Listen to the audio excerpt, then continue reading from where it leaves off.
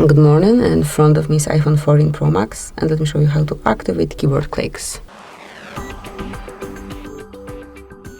So first of all, you have to open the settings, then find and select Sounds and Haptics and scroll all the way down. Here you will notice keyboard feedback, and now you can smoothly apply sound by tapping on sound. If you wish to add haptics as well, just use this feature. And that's it. From now on it's active and you can smoothly enjoy your keypad sounds. So thank you for watching.